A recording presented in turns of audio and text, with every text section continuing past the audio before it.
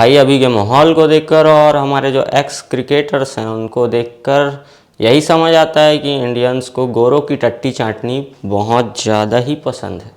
सच बोल रहा हूँ दोस्तों, इंडियंस को गोरों की टट्टी चाटनी बहुत ज़्यादा पसंद है। शायद उनको इनका टेस्ट अच्छा लगता है या क्या होता है ये तो नहीं पता। और इस वीडियो में बात करेंगे क्या रोहित शर्मा रहेंगे कप्तान या नहीं रहेंगे, या क्या होता है और क्या नहीं होता है। और इस वीडियो में ये भी बात करेंगे कि क्यों इंडियन टीम हारी ये सेकंड टेस्ट मैच। तो चलो दोस्तों शुरू करते हैं इस वीडियो को। और इस वीडियो में ये भी बात करेंगे मोहम्मद सिराज और ट्रेविस हेड वाली कंट्रोवर्सी पे। तो दोस्तों शुरू करते हैं इस वीडियो को। और सबसे पहले बात कर लेते हैं जो टेस्ट मैच सेकंड डे का था, मतलब दूसरा सेकंड टेस्ट मैच का सेकंड डे। इसमें इंडिया आती है बैटिंग में, कुछ खास नहीं कर पाती, फिर से वही स्कोर, वही रद्दी चीज़ और वही हमारा बैटिंग ऑर्डर का हगना। फिर लास्ट के समय में ऋषभ पंत और नीतीश कुमार रेड्डी बैटिंग में रहते हैं। हमको लगता है या लोगों को लगता है कि ये दोनों कुछ करेंगे बैटिंग में, लेकिन जैसे ही तीसरा दिन चालू होता है मिचेल स्टार्क्स अपने पहली ही ओवर में आते ही ऋषभ पंत को आउट कर देते हैं। फिर नीतीश कुमार रेड्डी लड़ते हैं थोड़ी देर और वो भी आउट हो जाते हैं, क्योंकि भाई टेलेंडर के साथ बैटिंग कर रहे थे और एग्रेसिव ही खेलना था, तो बाउंसर पे हुक करते हुए आउट हो जाते हैं। तो इसका सार यही समझ आता है कि हमारे बैटिंग ऑर्डर को थोड़ा सुधरने की ज़रूरत है और अपने आप पे काम करने की ज़रूरत है। लेकिन भाई हम ये भी नहीं भूल सकते कि एक पिंक बॉल टेस्ट था जिसमें ऑस्ट्रेलिया का रिकॉर्ड बहुत ही अच्छा है, क्योंकि वो पिंक बॉल टेस्ट में बहुत ज़्यादा प्रैक्टिस करते हैं या पिंक बॉल टेस्ट उनको रास आती है। तो भाई बात करते हैं मोहम्मद सिराज और ट्रेविस हेड की कंट्रोवर्सी पे। तो भाई ये पता चल रहा है न्यूज़ की तरफ से आईसीसी ने मोहम्मद सिराज और ट्रेविस हेड को 20% मैच फीस का फ़ाइन लगाया है। तो दोस्तों मैच फीस का फ़ाइन 20% तो लगा है, लेकिन क्या स्लेजिंग ये पहली बार हुई है जिसमें मैच फीस का जो ये लगाया गया है। और जो आलोचना करते हैं ये हमारे कुछ एक्स क्रिकेटर्स, उन्हें शर्म भी आनी चाहिए, और नहीं आती तो भाई खरीद लो थोड़ी शर्म। इतने जो मुंह खोल के पैसे कमाते हो ना ब्रॉडकास्टिंग में कमेंट्री कर करके, उससे थोड़ी पैसे कमा लो और उससे थोड़ी शर्म ना बाज़ार में मिले तो ख़रीद लेना। क्योंकि आप लोग को जब स्लेज किया जाता था आप जवाब देने में कैपेबल नहीं थे, लेकिन जब अगर कोई उनको जवाब दे रहा है, शायद आपको दिखता नहीं है, विज़न क्लियर नहीं है या आंखें आपकी ब्लर है, तो चश्मा लगाइए और उस क्लिप को देखिए भाई। क्योंकि मैंने पर्सनली उस क्लिप को 20 बार देखा और मेरे को ये समझ आया कि सिराज ने कुछ नहीं कहा था भाई, उसने सिर्फ सेंड ऑफ दिया था कि चल जा।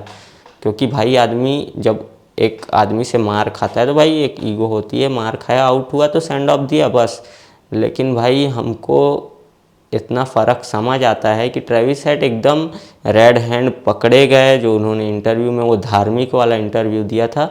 तो वेल बॉल तो कहीं से नहीं कहा था भाई, फक यू का मतलब वेल बॉल होता कैसे, मेरे को आज तक ये समझ नहीं है। तो ये मेरे को अगर कोई समझा सकता है तो समझा दे कृपा करके, क्योंकि हरभजन सिंह भी इसकी बात कर रहे थे जब वो कमेंट्री कर रहे थे, हिंदी कमेंट्री में बैठे थे, कि वेल बॉल अगर ट्रेविस हेड ने कहा है तो सिराज ने भी कुछ नहीं, वेल बैटेड ही कहा था बस ऐसे करके। यही मैं भी बोलना चाहता हूँ। लेकिन कुछ हैं जो नाराज़ हैं सिराज से कि उन्हें ऐसी बात नहीं करनी चाहिए। भाई तुम अपना देखो, कौन कैसे बात करता है कैसे नहीं करता है, उसकी ठेका तुम मत लो भाई। उसको कमेंट कर करके पोक कर करके उसका दिमाग ख़राब मत करो। थोड़ी इज्जत हो ना, अगर पैसे हैं मैं जानता हूँ तुम्हारे पास जो गुटके के ऐड कर करके कमाए हैं, उससे थोड़ी इज्जत ठोक के भाव में ले लेना, क्योंकि है नहीं तुम्हारी। आप होंगे ग्रेटेस्ट प्लेयर इंडिया की तरफ से, लेकिन भाई आपने हमारी नज़रों में अपनी इज्जत खो दी है। अब बात करते हैं दोस्तों कप्तानी की, जो कि बहुत ज़्यादा लीनियंट हुई है। और इस पे चर्चा करने से पहले एक जो न्यूज़ बता देता हूँ कि बीसीसीआई की मतलब टीम मीटिंग थी, जैसे कि जिसमें इन्वॉल्व थे हेड कोच, बॉलिंग कोच और कुछ बीसीसीआई ऑफिशियल, साथ में कैप्टन रोहित शर्मा। तो भाई खबर ये निकल के आ रही है, बहुत ज़्यादा इंटरेस्टिंग खबर है। ये वाला सुनने से पहले लाइक करो भाई, तुम लोग लाइक नहीं करते ना, लाइक कर दो और शेयर कर दो, सब्सक्राइब कर दो।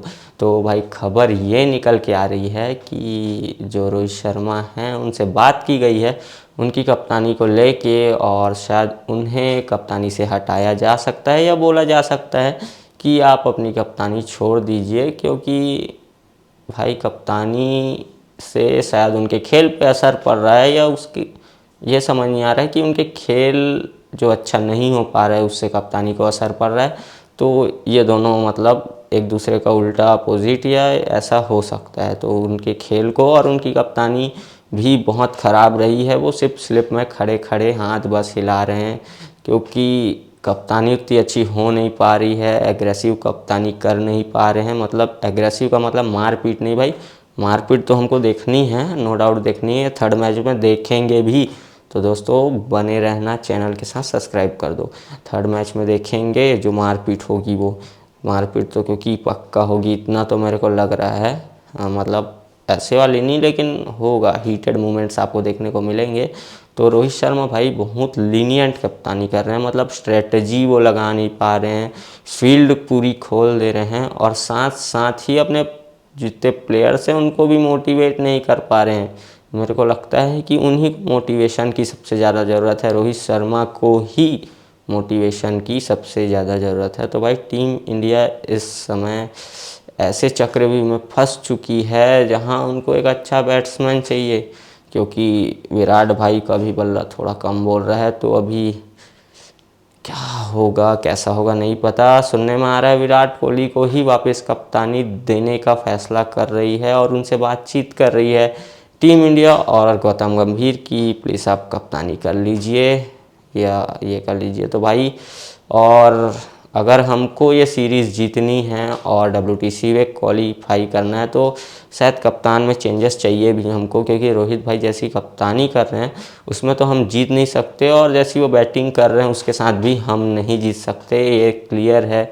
क्योंकि हमने देखा है जब भी रोहित कप्तान होते तो विराट उतना टोका टाकी नहीं करते या अपना जो भी है सुझाव वो नहीं देते।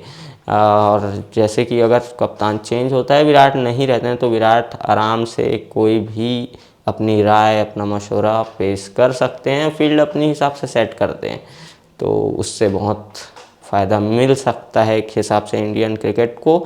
और भाई उससे ज़्यादा गंदी चीज़ मेरे को ये लग रही है कि मोहम्मद शमी जब फिट हैं और सारे टूर्नामेंट्स खेल रहे हैं, जैसे कि रणजी ट्रॉफी इन्होंने खेली, उसके बाद ये जो अपना चल रहा है smart tournament Syed Mushtaq Ali trophy, उसमें बैटिंग भी कर रहे हैं बॉलिंग भी कर रहे हैं, तो उनको बुलाया क्यों नहीं जा रहा वापस, मेरे को ये डाउट लग रहा है कि फ़िटनेस तो इशू नहीं है शायद उनको, अब उनसे आगे बढ़ना चाहते हैं, लेकिन भाई आगे बढ़ना नहीं चाहिए, क्योंकि जो आपके हर्षित राणा हैं वो कुछ अच्छी बॉलिंग नहीं कर पा रहे हैं, और मोहम्मद शमी ऐसे बॉलर हैं जो भाई हमेशा एक टप्पे पे बॉल डालते हैं, जो काम जॉश हेजलवुड करते हैं ऑस्ट्रेलिया के लिए वही शमी करते हैं और उनसे अच्छा करते हैं। तो भाई उनको वापस लेके आना चाहिए, और शायद हमको इसकी बहुत ज़्यादा ज़रूरत है, क्योंकि शमी भाई आ जाओ, हम लोग से नहीं हो पा रहा है, दुख देखा नहीं जा रहा है भाई टीम इंडिया का। बॉलिंग में भी कमाल करना पड़ेगा,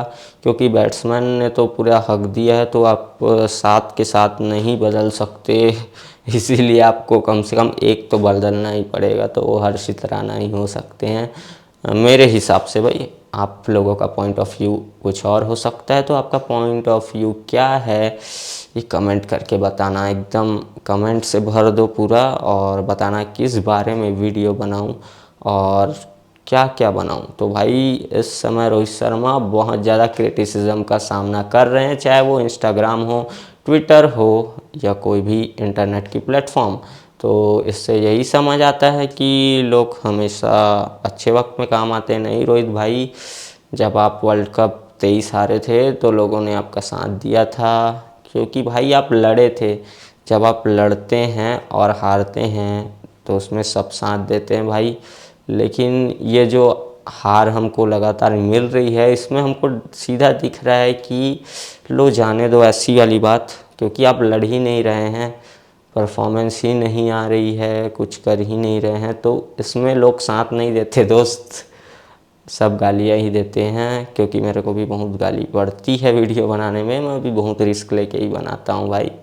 और मैं तो भाई मेरे जो मन में आता है वो बोलता हूँ, मैं तो ऐसे ही गालियाँ देता हूँ। मैं सही बोल रहा हूँ, क्रिटिसाइज़ करना मेरा काम है और वो मैं करता रहूँगा। तो मिलते हैं किसी और वीडियो में।